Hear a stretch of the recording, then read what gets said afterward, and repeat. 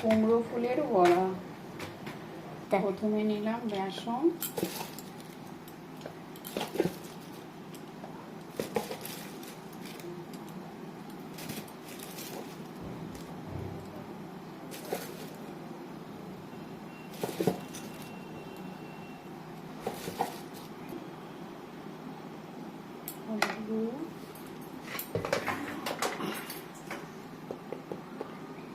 লঙ্কা গুঁড়ো,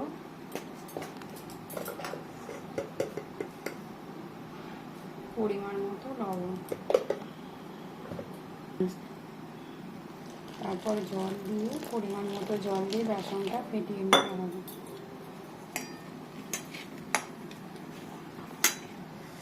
একটু সামান্য চিনি দিলাম, টেস্টটা ব্যালেন্স হয়ে যায় আর একটু মজমজে হয়। তারপর এটাকে ভালো করে ফেটিয়ে নিতে হবে। এইরকম থিকনেস ব্যাটারটা করতে হবে। প্রথমে কড়াটা গরম করে তেল দিতে হবে।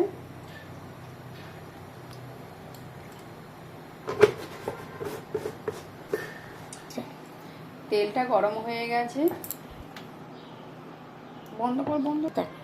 তেলটা গরম হয়ে গেছে। এরপর ফুলটি এই বেসনের মধ্যে ভালো করে চুবিয়ে এরকম ঝেড়ে নিতে হবে, না হলে বেসনের কোটিংটা বেশি হয়ে যাবে। তারপর আস্তে আস্তে তেলেতে ছেড়ে দিতে হবে। অবশ্যই এবার ফ্লেমটা, গ্যাসের ফ্লেমটা লোতে রাখতে হবে। আমি আর একটা ফুল এরকম দিয়ে দিচ্ছি, এরকম ঝেড়ে।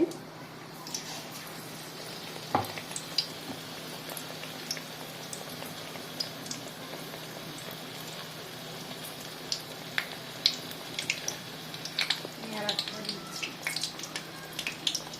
সাইডে দিয়ে দেবো।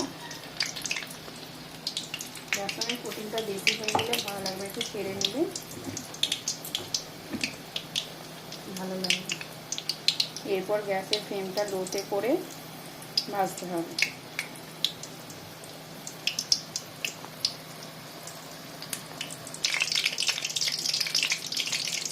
এরপর এক দিকটা হয়ে গেছে, এরকম উল্টে নিতে হবে।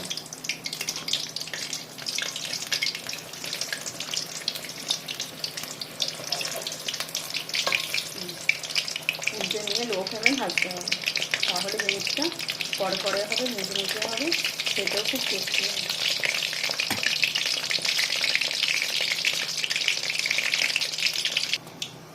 এরপর দেখুন কুমড়ো ফুলগুলো এরকম 2-3 মিনিট লো ফ্লেমে ভাজার পর কত সুন্দর ভাজা হয়েছে আর মুচমুচেও হয়েছে। এবার আমরা কুমড়ো ফুলের বড়াগুলো তুলে নেব।